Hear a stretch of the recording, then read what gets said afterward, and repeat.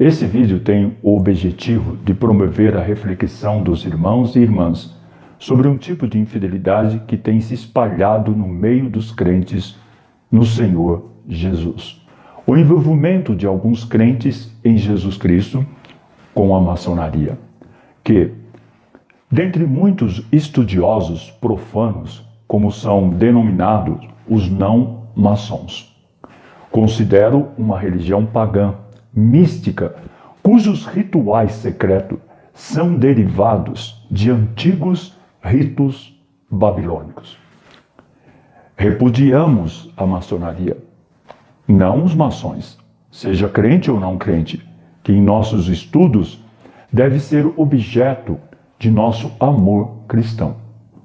Todavia, não os considero como inimigos, mas ademoestai-o como irmãos. Segundo Tessalonicenses, capítulo 3, versículo 15. Amemos os maçons e oremos para ver-os livre dessa entidade religiosa, que é a maçonaria e seus ritos, cuja autoridade não procede da Bíblia Sagrada, mas de preceitos e lendas humanas.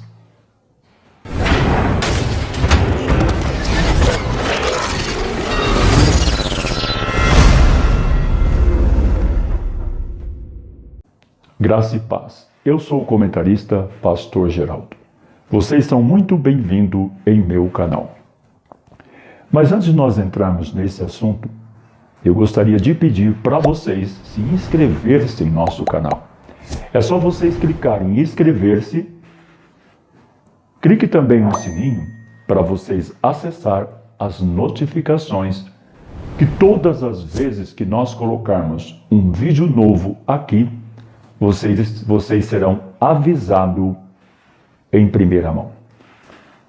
Também não deixe de compartilhar aos seus amigos, fazer seus comentários, deixar as suas sugestões. Se vocês gostaram ou se também não gostaram, faça seus comentários. Deixe as suas opiniões, porque isto é muito importante para nós. A questão é, o que é a maçonaria? A maçonaria é uma sociedade secreta e ritualista, e incluindo em sua filosofia a autossalvação do homem. É pagã quando analisada à luz das Escrituras Sagradas, ainda que não seja uma igreja, como conhecemos, constitui num movimento religioso e sincretista. Alguns historiadores fazem por vir a maçonaria dos antigos mistérios pagãos religiosos do Velho Egito, da antiga Grécia. Outros admitem que ela tem se originado por ocasião da construção do Templo de Jerusalém no reinado de Salomão, rei do israelita, no ano 1082 a 975 a.C. E lhe dão como fundador Hiram Abif, sugerido como arquiteto do citado templo. A maioria dos escritores maçons, porém, é de opinião que a maçonaria teve a sua origem e existência uma confraria de pedreiros criada por Numa, em 715 a.C., que viajava pela Europa. Mais tarde construíram as basílicas. Com o passar do tempo, porém, essa sociedade perdeu o seu caráter primitivo e muitas pessoas estranhas à arquitetura nela foram admitidas. Apesar da aceitação de pessoas estranhas, a arquitetura na maçonaria, instrumento da arte de construir, foram conservados como símbolos dentro da entidade. Dentre esses instrumentos de significado, dentro da simbologia maçônica, destacam-se o compasso, a régua o esquadro, o nível, o prumo, o escopo, o malhete, a alavanca e tantos outros usados pelos mestres da arquitetura. O esquadro significa a necessidade de um maçom afastar de tudo aquilo cujo o nível esteja em desacordo com a sabedoria. Força, beleza, são palavras de grande significado dentro do vocabulário maçônico. Ele significa, outro sim, que o maçom deve regular a sua conduta e ações, sobretudo como tributo ao supremo grande arquiteto do universo, que os maçons dizem ser Deus. O nível ensina que todos os maçons são da mesma origem, ramos de um só tronco e participante da mesma essência. O prumo é o critério de retidão moral e da verdade, que ensina o maçom a marchar, desviando-se da inveja, da perversidade, da injustiça. Segundo a orientação maçônica, todos os maçons têm o dever de ensinar e praticar essas virtudes e outras mais conforme a orientação dos mestres da maçonaria. Sabedoria, força e beleza são três palavras de efeito cabalístico no vocabulário maçônico. Formam como que um tríplice virtude. Segundo esta trilogia, o maçom precisa levar em consideração a sabedoria para conduzi-los em seus projetos, força para sustentá-lo em suas dificuldades e beleza para revelar a delicadeza dos sentimentos nobres e fraternais do verdadeiro maçom. A maçonaria alega ter como objetivo a busca da verdade, o estudo da moral e da solidariedade. Diz trabalhar para o aperfeiçoamento moral, intelectual e social da humanidade, a fim de que seus componentes sejam mais felizes ou menos sofredores. Graças a uma maior compreensão entre eles, pela prática constante da fraternidade, a maçonaria alega ter por princípio a tolerância mútua, o respeito aos outros, não impondo, porém, dogmas, nem exigindo subserviência espiritual, mas concede aos seus adeptos amplo direito de pensar, de discutir livremente, considera as concepções metafísicas como sendo do domínio exclusivo da apreciação individual dos seus membros, não admitindo afirmações dogmáticas que não possa ser debatida racionalmente. Tem por divisa liberdade, igualdade, fraternidade e por lema justiça, verdade e trabalho. Os seus componentes devem esforçar para aprimorarem espiritualmente, devotando-se à prática do bem sem ostentação. E não por vaidade, e sim por imperioso dever de solidariedade humana. Auxiliar o próximo não é um favor, e sim o cumprimento de um dever. O maçom trai o seu juramento quando perde a oportunidade de praticar o bem, o que para muitos profanos é um ato meritório. Mas agora para o maçom é um dever imperioso, sagrado. A maçonaria considera seu principal dever estender a toda a humanidade os laços fraternais que unem os maçons dos diversos ritos dispersos pela superfície do globo. A maçonaria recomenda aos seus adeptos a propaganda pela palavra oral, pela escrita e pelos exemplos de seus ensinamentos, sem distinção de raça, nacionalidade ou religião. O essencial é que o homem creia e que acredita em um ser supremo. Se o indivíduo é ateu e é um descrente, cumpre uma ação mostrar-lhe o caminho que da crença, fazer-lhe ver que não podemos viver sem ter confiança, sem acreditar em um ser supremo, Deus. Um Deus bondoso, perfeito, justiceiro e que sabe perdoar. Os maçons têm por dever, em todas as circunstâncias da vida, ajudar, esclarecer e proteger os seus irmãos, defendendo-os contra as injustiças dos homens. Embora haja vários ritos da maçonaria, um maçom deve tratar fraternalmente outro maçom como irmãos que são, sem procurar inteirar-se do seu rito ou da obediência a que pertence. Considere o trabalho como um dos deveres essenciais do homem honrado. Igualmente, o manual intelectual.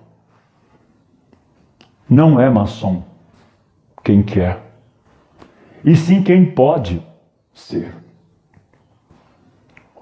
O maçom é obrigado, por seu caráter, a obedecer à lei moral e, se devidamente compreende a arte, não será jamais um estúpido ateu, nem um libertino religioso.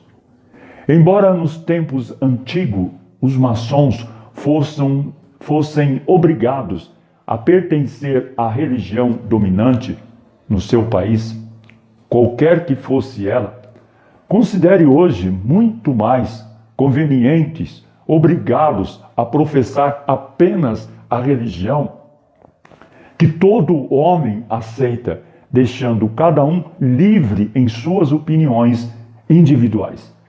Isto devem ser homens probos e retos, de honra e honradez. Qualquer que seja o credo ou denominação que os distinga. No seu livro O que é a maçonaria, diz Atenório de Albuquerque: a maçonaria só deve admitir em seu seio quem é livre de bons costumes, quem dispõe de recursos financeiros e tem qualidades morais consideráveis. É um grau de instrução que lhe permita compreender e interpretar as belezas incomparáveis que a maçonaria apresenta aos seus elevados fins humanitários e o seu simbolismo. O candidato em linguagem maçônica, denominado profano, assina uma proposta de filiação à maçonaria. O proponente e o padrinho, na proposta, o profano é obrigado a declarar quanto ganha mensalmente, o seu nome, sua profissão, seu estado civil e o seu grau de instrução e residência, procedência. Haverá casos em que é exigida a apresentação de atestado de bons antecedentes fornecido pela autoridade competente. Recebida a proposta, 3 maçons são indicados pelo venerável presidente da loja para fazer sindicância em torno da vida do profano. Essas indicações devem ser feitas sigilosamente e sem que um saiba quais os outros indicados. Cada um recebe uma folha de sindicância já impressa com um questionário sobre a vida do profano. Essa sindicância deve ser feita com o maior rigor possível, devendo ser investigados os antecedentes do candidato, os seus hábitos, se ele tem vícios, o conceito em que é dito na sociedade, o seu grau de instrução, se tem algum defeito físico incompatível com a maçonaria. É um meio de selecionar elementos, de não permitir o ingresso na maçonaria de pessoas destituídas de condições imprescindíveis. Como se vê, não é maçom quem quer, e sim quem pode ser.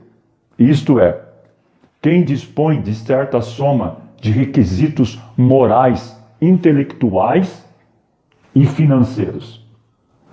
Uma vez satisfeitas as exigências pelo pretendente a maçom, é marcada a cerimônia de iniciação do candidato. O profano começa por ser introduzido em um lugar retirado, em que ele deve despojar-se de todos os objetos de metal que traga dinheiro, decorações, armas e joia. Levam-no em seguida para uma sala isolada chamada Câmara de Reflexão.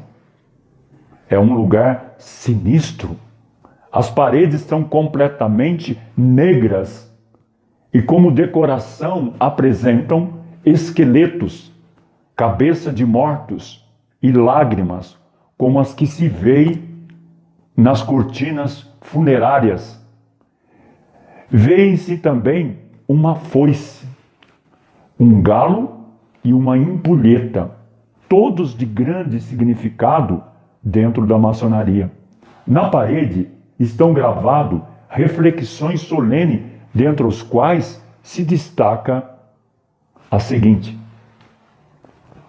se perseveras, serás purificado pelos elementos, sairás do abismo das trevas e verás a luz. O irmão que o levou, o neófito, o novo convertido,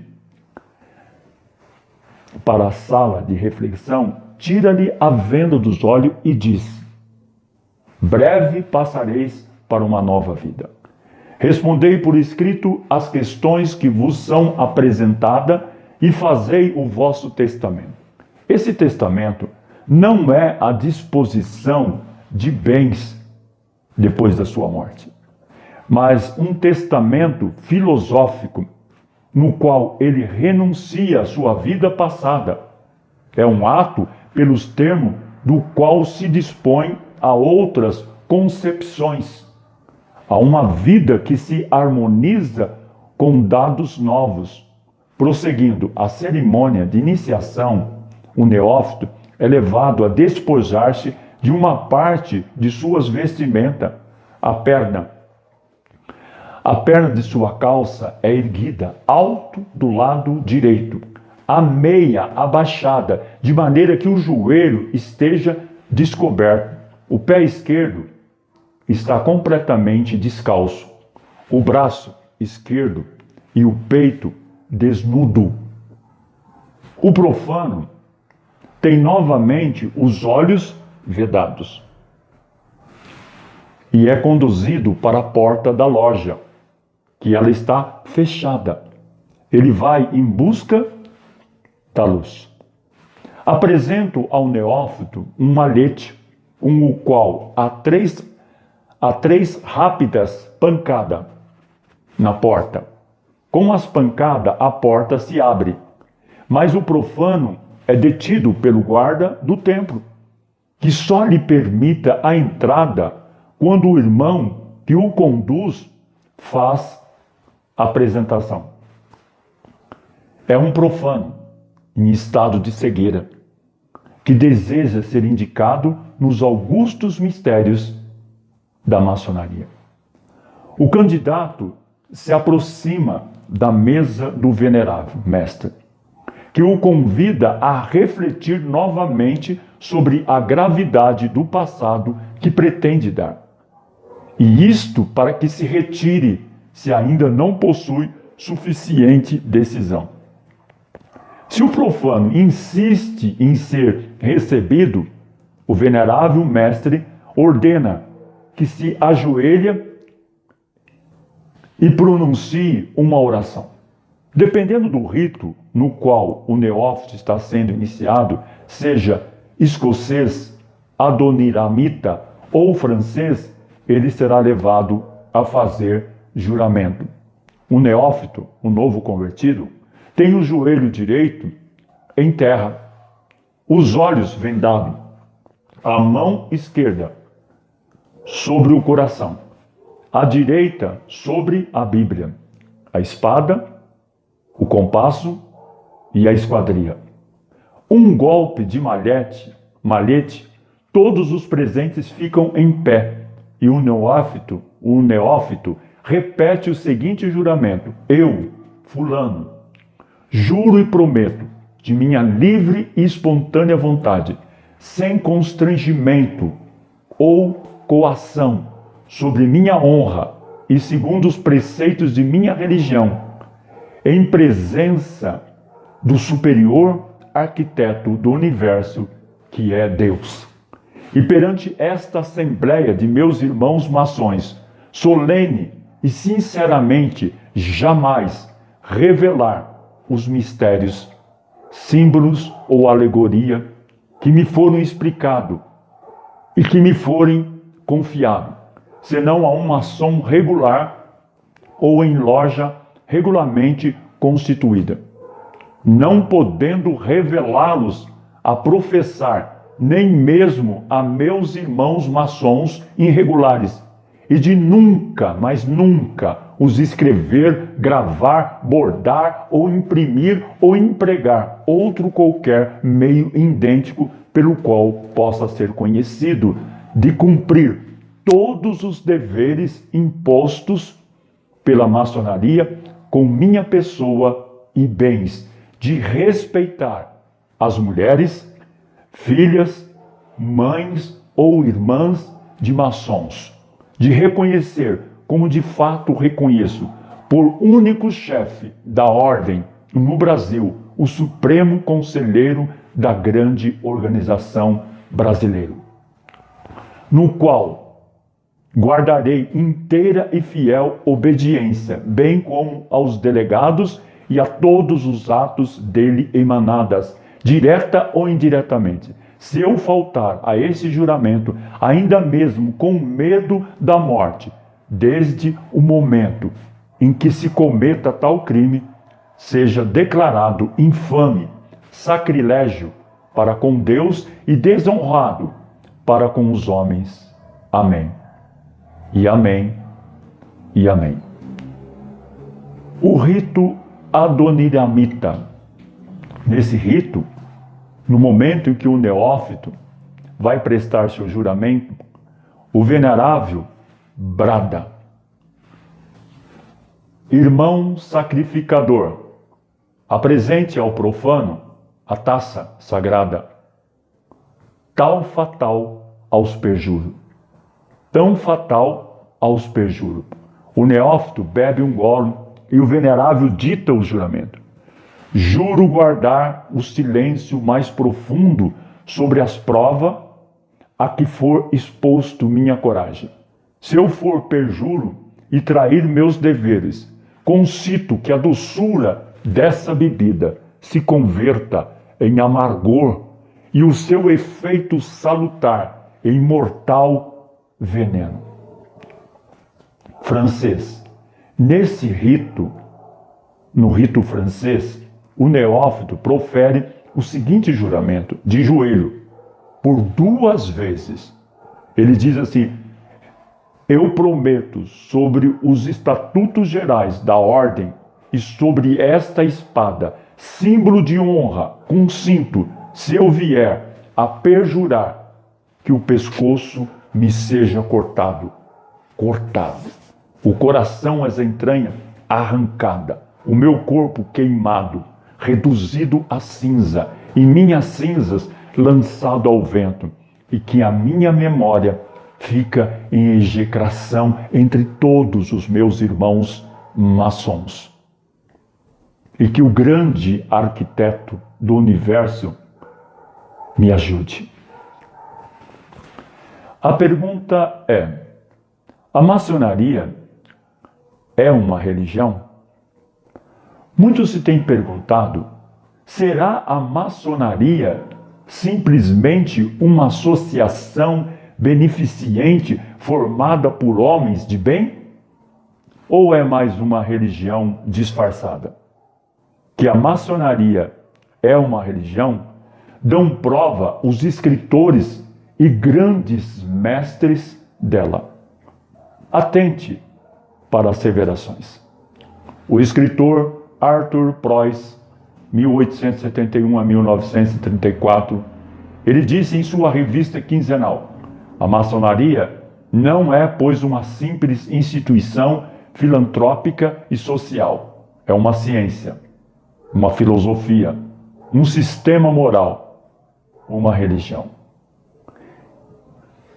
Indioner e Odister, em 1822 a 1922, em seu livro A Maçonaria do Centenário, página 33, ele disse: filha da ciência e mãe da caridade, fossem todas as instituições como tu, ó santa maçonaria, e os povos viveriam numa idade de ouro. Satanás não teria mais o que fazer na terra, e Deus teria em cada homem um eleito. No livro do Monitor do Maçom, na página 284, a maçonaria é a religião universal. Está escrito: a reunião de uma loja maçônica é estritamente religiosa. Os dogmas religiosos da maçonaria são poucos, simples, porém fundamentais. Nenhuma loja pode ser regularmente aberta ou encerrada sem oração. A maçonaria é uma religião universal, porque abrange todas as religiões, e o será enquanto assim fizer, e por esta razão, unicamente por ela, que é universal e eterna. O escritor maçom L.U. Santos, na sua obra intitulada Literatura Maçônica Contemporânea, edição 1948, página 32, escreveu: somente a maçonaria é capaz de redimir a humanidade, meus irmãos. A salvação maçônica fundamenta-se na prática das boas obras que o homem possa praticar. Por isso, a maçonaria estimula os seus adeptos a progredir até atingir um padrão moral tal que, ao morrerem, estejam em condições de habitar na glória. Fazendo as nossas palavras de Jesus Cristo, o mestre da Galileia, quando disse: dai, pois, a César o que é de César, e a Deus o que é de Deus. Mateus capítulo 22, versículo 21. Queremos dizer que não negamos à maçonaria os benefícios que tem proporcionado à humanidade. Não podemos negar o que ela tem feito em benefício da nossa pátria e a contribuição que deu à nossa independência. A extinção da escravatura, a secularização dos cemitérios, a regulamentação do casamento civil, a programação da república ao ensino leigo e a separação entre a igreja e o Estado. Em geral, os maçons são homens dotados das mais destacadas qualidades morais e sociais, bons cidadãos e exemplares pais de família. Porém, as boas qualidades de seus adeptos não fazem a maçonaria uma instituição sagrada e intocável, quando tem de ser analisado à luz da Bíblia Sagrada e da moral pregada e vivida por Jesus Cristo. Apesar disso, surge a pergunta: o crente pode ser maçom? O crente pode ser maçom? Certamente que não, e me permita dizer, porque assim também creio. O ensino de que a maçonaria se originou na construção do Templo de Salomão é uma afirmação suspeita e sem fundamento. Por exemplo, o pastor presbiteriano e maçom Jorge Buarque Lira, em seu livro A Maçonaria e o Cristianismo, no qual defende eloquentemente a maçonaria, diz que a maçonaria teve o seu início nas religiões místicas do Oriente.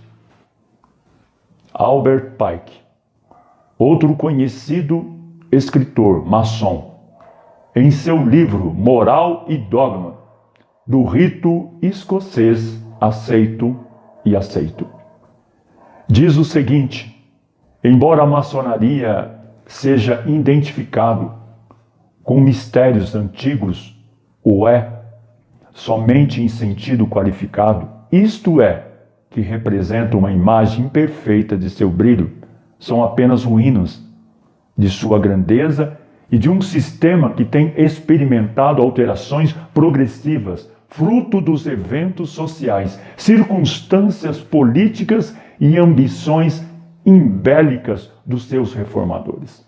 A maçonaria, as sucessoras dos mistérios, ainda segue a antiga maneira de ensino. Quem deseja ser um maçom dedicado não pode se contentar em ouvir somente e nem tampouco em compreender as palestras. Precisa, ajudado por elas, estudar, interpretar e desenvolver esses símbolos por si mesmo. Aqui está uma das maiores autoridades da maçonaria afirmando não somente o início da maçonaria nas religiões místicas da antiguidade, como também a continuação dos símbolos, ensinos e princípios de misticismo na maçonaria hoje em dia. Veja outro problema aqui existente. O Templo de Salomão foi construído para defender o princípio de um Deus que exclui todos os outros. A leitura de 2 Crônicas deixa isso bem claro. O templo que Salomão construiu defendia a tese de um só Deus. E um Deus específico, com um nome específico. E esse Deus exclui todos os outros deuses como falsos. Porém, no ritual do primeiro grau da maçonaria, lemos o seguinte: como maçons pode pertencer a qualquer religião? É de desejar que tenha sido uma das escrituras de cada fé. Mas não se deve procurar impor qualquer interpretação particular do ritual a nenhum irmão da ordem. O Templo de Salomão determina um só Deus, Jeová, e mais nenhum outro. O Templo dos Maçons determina qualquer Deus, a sua escolha. É muito comum se ler e ouvir, principalmente da parte dos crentes maçons ou simpatizantes com a maçonaria, que a maçonaria não é uma religião. Evidentemente, a afirmação de que a maçonaria não é religião entra em choque com a asseveração da maioria esmagadora dos escritos maçons sobre o assunto. Note, por exemplo, a maçonaria, ela tem templos chamado loja. Ela tem membros, tem doutrina, tem batismo, tem um deus ou deuses e ofícios, sacramentos, cerimônias fúnebres e tem reuniões. O que mais lhe falta para vir a ser religião? É curioso que um outro ramo de misticismo, o espiritismo, também alega não ser religião, mas uma ciência. Entretanto, uma simples declaração não modifica fatos. Analisar todos os elementos místicos da maçonaria e ainda assim concluir que ela não é religião é comparável a analisarmos um animal com as seguintes características: tem rabo de porco, patas de porco, corpo de porco, focinho de porco e cheiro de porco. Mas é uma girafa. Nada poderia ser mais absurdo. Podemos gastar toda a nossa vida programando que maçã é tomate. Contudo, maçã continuará sendo maçã e tomate continuará sendo tomate. Uma simples conclusão, por espantosa e fantástica que possa parecer, não muda nada a realidade dos fatos e a natureza das coisas. O fato é simples. A maçonaria, para muitos dos seus adeptos, é em todo sentido uma religião. Mas não a religião centralizada em Jesus Cristo. Embora incorporando alguns ensinos de Jesus nas suas doutrinas, como faz a maioria das religiões falsas. Jorge Buarque Lira, na sua defesa da maçonaria, no seu livro A Maçonaria e o Cristianismo, não esconde o fato de que o que a maçonaria não admite é que as doutrinas de Cristo, com referência à vida de além ao túmulo, bem como qualquer outras doutrinas sobre este assunto, sejam pregadas nos seus templos maçons. Cabe, pois, perguntar: um templo onde é proibido falar sobre a ressurreição de Jesus Cristo, a ressurreição dos santos, a vida eterna, a esperança gloriosa vindoura, é um templo do Deus verdadeiro? É um lugar onde verdadeiro crente se sinta bem em casa? A índole idolátrica da maçonaria é mostrado no fato dela admitir um tal de São João da Escócia ou São João de Jerusalém como patrono. É abrir os seus trabalhos em seu nome. Atente para o que diz Jorge Buarque Lira, pastor presbiteriano maçom, sobre a importância desse santo para a maçonaria. O santo que a maçonaria adotou como patrono não é São João Batista, nem São João Evangelista, pois nenhum deles tem relação alguma com a instituição filantrópica da maçonaria.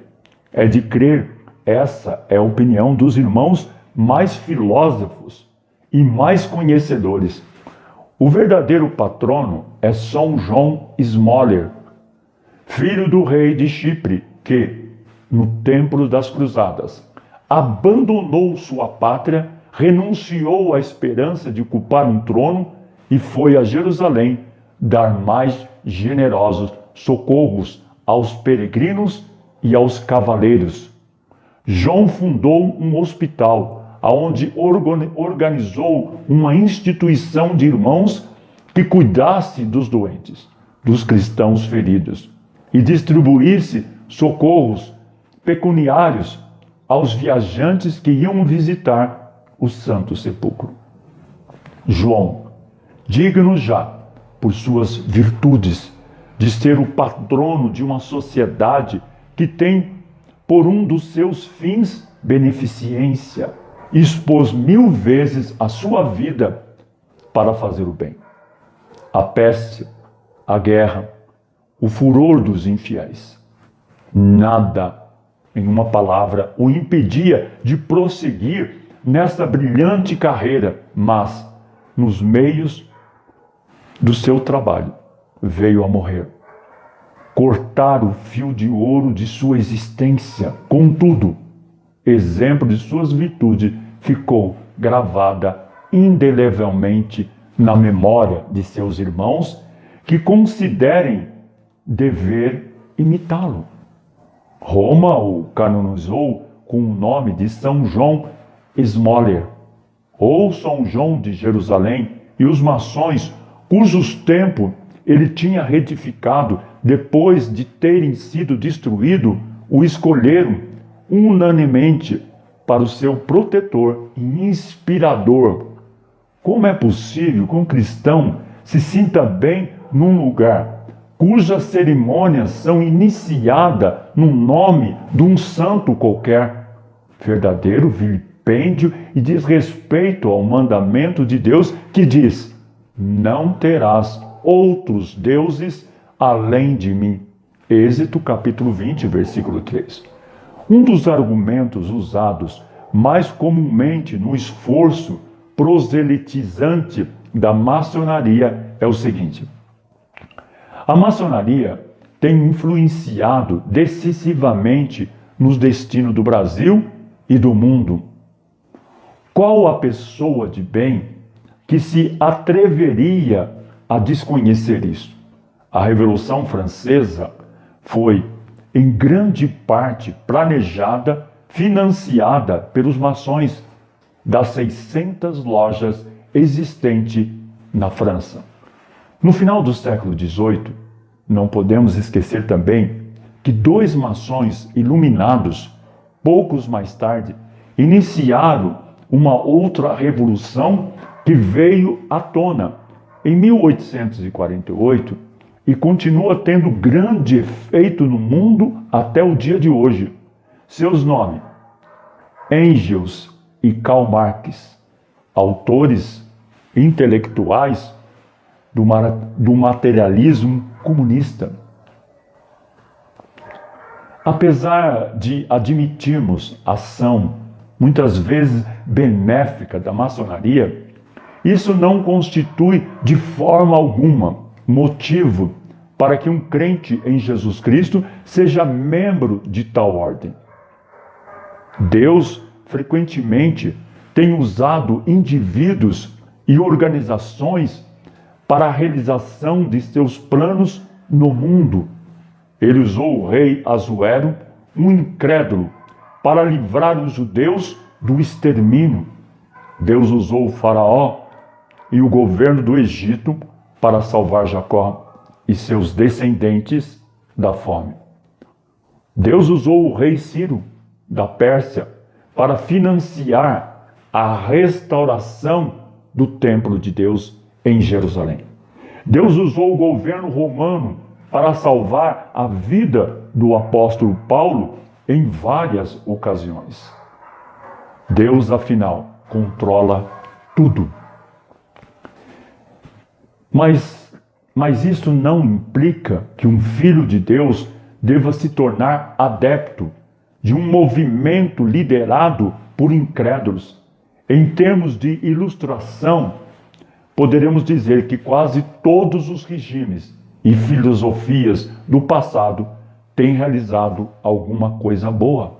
Até o nazismo, Hitler, desenvolveu um carro popular ao alcance do povo comum, o conhecido Fusca. Deste modo, qualquer pessoa hoje pode dirigir um Volkswagen sem ser um nazista.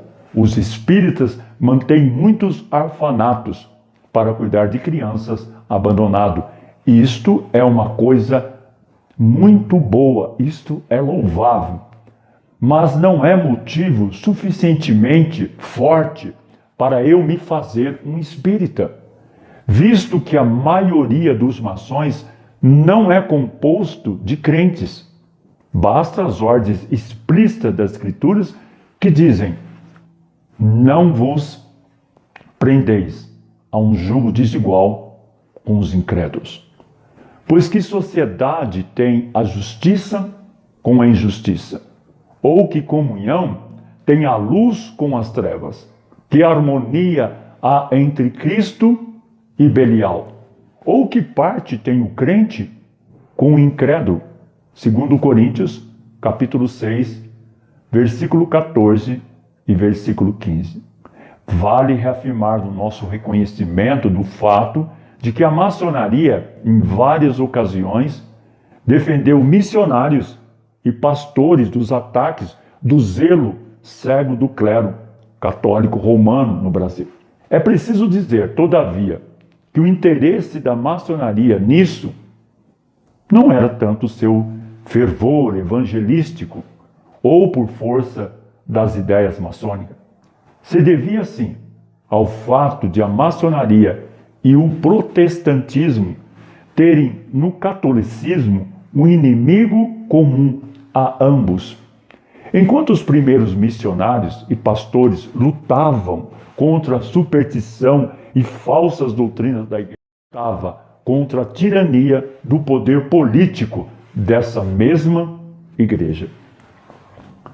Desse modo, protestantismo e maçonaria tiveram um inimigo em comum. Foi isto que uniu as duas forças. Esse fenômeno se repete frequentemente na história. Durante a Segunda Guerra Mundial, os Estados Unidos, uma potência capitalista, era um aliado da Rússia comunista contra o inimigo comum, o nazismo de Adolf Hitler. Mas isso não significou em nenhum instante que os Estados Unidos capitularam a favor do comunismo. Se podemos crer na afirmação de Jesus, segundo o qual ninguém pode servir a dois senhores, sem devotar mais atenção a um do outro, haveremos de concordar com a impossibilidade de o crente ser fiel a Deus e à sua igreja, e ser fiel à sua loja maçônica ao mesmo tempo. Contra o envolvimento dos crentes com a maçonaria, levantam-se vozes, as mais respeitáveis, no seio da Igreja de Cristo, dentre os quais se destacam pastores, teólogos, mestres da Igreja, Moody, fundador da Igreja Moody, do Instituto Bíblico Moody e das escolas Northfield, o mais famoso evangelista do seu século, com base em 2 Coríntios, capítulo 6, versículo 14, não vos ponheis debaixo de um jugo desigual com os incrédulos. Disse o seguinte sobre o envolvimento do crente com a maçonaria: deveis abandonar as sociedades secretas, se quiseres obedecer esse versículo citado. Crentes e incrédulos se confundem ali. Portanto, os cristãos ficam debaixo de um jugo desigual. Não posso compreender como um cristão e, acima de tudo, um ministro do Evangelho pode assentar-se nessas sociedades secretas com incrédulos. Os que assim procedem afirmam que o fazem para exercer influência em favor do bem. Afirmo, porém, que poderia exercer melhor influência em favor do bem, permanecendo fora delas, reprovando as suas más ações. Abraão teve mais influência para beneficiar Sodoma do que Ló. Se 25 cristãos se reúnem numa loja com 50 não cristãos, esses poderão votar algo que lhe agrade, e os 25 cristãos serão participantes dos mesmos pecados. Estão debaixo de um jugo desigual com os incrédulos. Abandonai a maçonaria. É melhor um com Deus que 1000 sem Ele. Devemos andar com Deus. E se somente um ou dois nos acompanhares, tudo bem. Não deixemos cair o pendal real para agradar a homem que ama as suas lojas secretas ou que, tendo pecados prediletos, não os querem abandonar. Interpretando o Salmo capítulo 1, versículo 1, Aor desaconselha o envolvimento do cristão com a maçonaria nos seguintes termos: sou e sempre fui contrário à sociedade secreta. Ao iniciar a luta pela vida, vendo a espécie de homem que pertence à sociedade secreta existente e as suas disparatadas parvoices em reuniões públicas e a qualidade moral dos homens que eram os seus guias religiosos, ouvindo as suas opiniões sobre religião, sobre a igreja de Nosso Senhor e as suas reivindicações tolas, pois colocam as instituições ao lado ou acima da igreja de Cristo. Eu percebi que a sua influência era positivamente má e essencialmente contrária à verdadeira vida religiosa ou à experiência religiosa. Não pude ver nenhuma vantagem que não fosse igualada e sobrepujada na Igreja de Cristo ou no lar. As sociedades secretas são essencialmente egoístas, limitando seus atos beneficente aos sócios e às suas famílias receptivas. Famílias, enquanto Cristo e sua igreja procuram praticar o bem diretamente a todos, sem fazer distinção. Não há lugar para a loja ou para a sociedade secreta e privativa na economia que Jesus Cristo implantou. Erdmann, o famoso expositor da Bíblia, disse categoricamente: um cristão não pode pertencer a uma sociedade secreta, a qual se liga por juramentos e ser fiel à Igreja de Cristo, porque passará a ter íntima comunhão com os homens, muitos dos quais não são regenerados e rejeitam a Cristo como Senhor e Salvador. Tais sociedades criam relações artificiais e fictícias, inteiramente estranhas ao cristianismo, e são exóticas quando observada de um ponto de vista humanitário. Reuben Arthur Torrey, evangelista americano, pastor, educador e escritor, e evangelista mundialmente famoso. Ele foi indagado. Foi feita uma pergunta: deve um cristão continuar como membro de uma organização secreta? Respondeu o Dr. Torrey. A pergunta foi não. E ele disse mais: eu não compreendo como um cristão que estuda inteligentemente a Bíblia assim proceda. A palavra de Deus diz claramente em 2 Coríntios, capítulo 6, versículo 14: não vos ponhais debaixo de um jugo desigual com os incrédulos. Pois que sociedade pode haver entre a justiça e a injustiça? Ou que comunhão tem a luz com as trevas? Toda a sociedade secretas de que tenho tido conhecimento são constituídas em parte, pelo menos, de incrédulo, isto é, de pessoas que não aceitaram Jesus Cristo e nem entregaram a sua vontade a Deus. À luz deste mandamento expresso na palavra de Deus, não percebo como um cristão continua como um membro delas.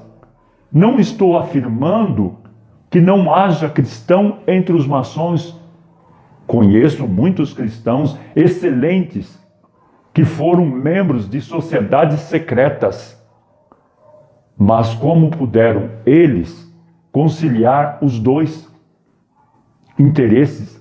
E o que eu não posso entender, muitos continuaram como membros da maçonaria e da ordens similares, simplesmente porque não estavam familiarizados com os ensinos da palavra de Deus, com a Bíblia, sobre o assunto. Além disso, a Sagrada Escritura são mutilada no ritual maçônico em algumas sociedades secretas. O nome de Jesus Cristo é omitido nas passagens em que ocorre, a fim de não melindrar os judeus e os incrédulos.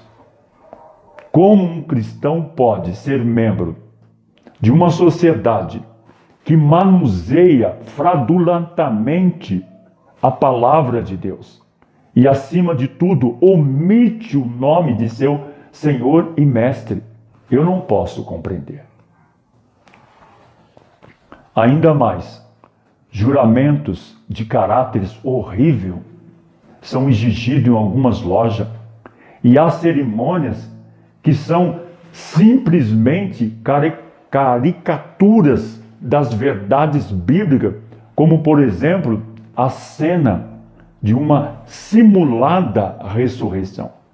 Charles Heronde, por muitos anos pastor de uma igreja congregacional em Brooklyn, Nova York, disse o seguinte sobre a cumplicidade de alguns cristãos com a maçonaria: é difícil criticar os melhores amigos, e muitos dos meus pertencem a sociedades secretas.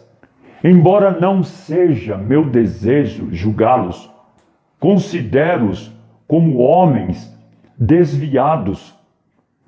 Posso apenas falar sobre a minha experiência atual com respeito a essa sociedade secreta.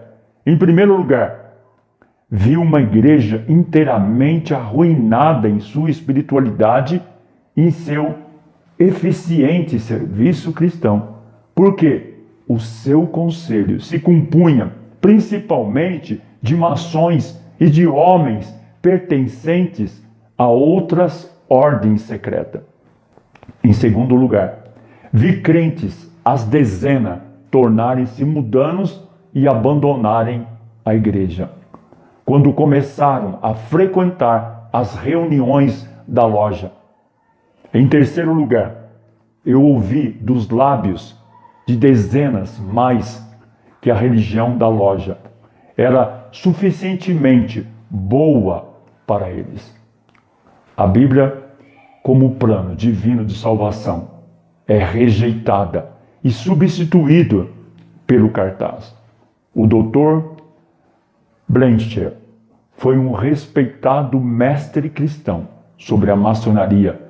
Face à Igreja de Cristo, disse ele certa ocasião: há 3 grandes inimigos da Igreja de Jesus Cristo neste mundo: o dragão, a besta e o falso profeta.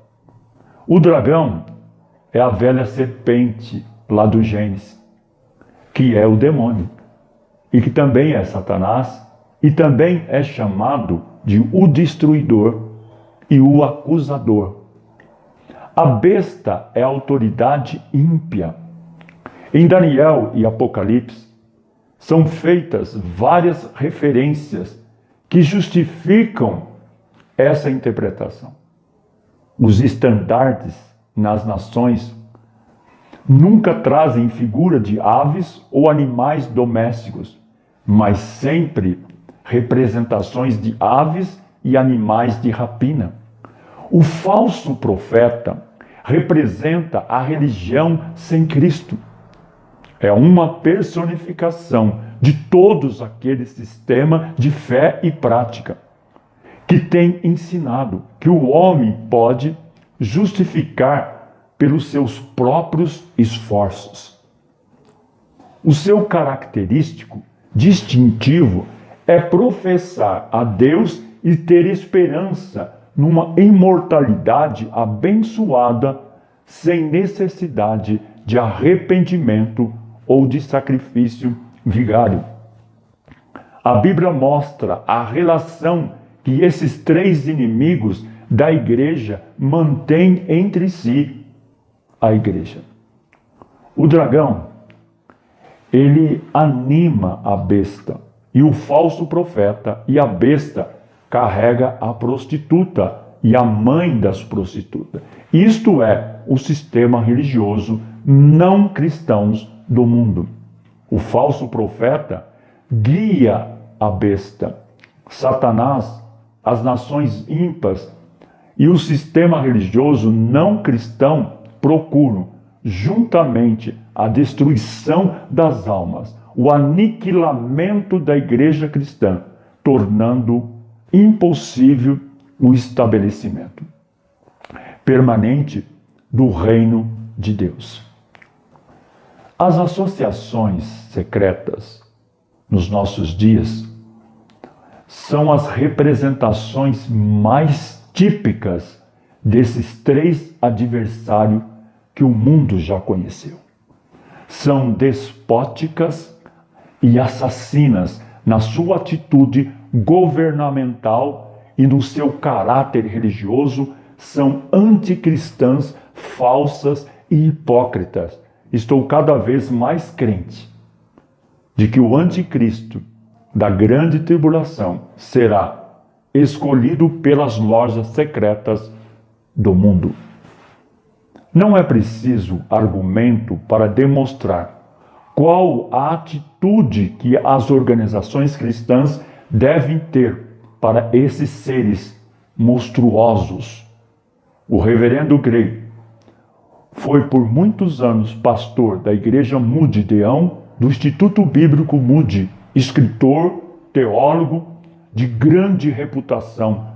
Sobre o tema, a loja, uma contrafação espiritual, diz ele o seguinte: há mais de 1.200 anos, Satanás tem tido uma igreja falsificada na terra, e somente bem pouco são capazes de distinguir os traços característicos da prostituta dos traços da esposa do cordeiro. O espiritualismo, com suas doutrinas diabólicas, os seus templos, os seus oráculos e com seus fenômenos misteriosos, o racionalismo, com as suas deificação dos poderes humanos e a substituição da vida espiritual pelo intelectualismo, o romanismo, com sua invocação de santos, a sua adoração de relíquias, os seus altares e a sua casta sacerdotal e tradições, todos esses são religiões falsas que o príncipe das trevas faz circular no mundo como moeda legítimas. Faremos a devida distinção a quem se opuser à classificação do sistema maçônico nessa categoria. Notamos o caráter benevolente do sistema maçônico nesta categoria. Notamos o caráter benevolente do sistema, a moralidade dos seus ensinos e boa reputação de que gozam muito dos seus membros. Sem essas coisas, a maçonaria não podia ser classificada como impostora. Elas são o sine qua non para a sua circulação, e o arqui-impostor é muito hábil para negligenciá-las, mas, por outro lado, os sistemas das ordens secretas, pelo menos a maçonaria, tem a sua origem numa fonte pagã, pois os seus símbolos, ritos e regras são os mesmos dos antigos mistérios do paganismo. Não adora o Deus das Escrituras, mas sim um ideal de sua própria concepção. A maçonaria tem seus batismos e os seus novos nascimentos, as suas orações, cerimônias e os seus castigos e recompensas. Os homens programam-na como uma igreja toda, suficiente para eles.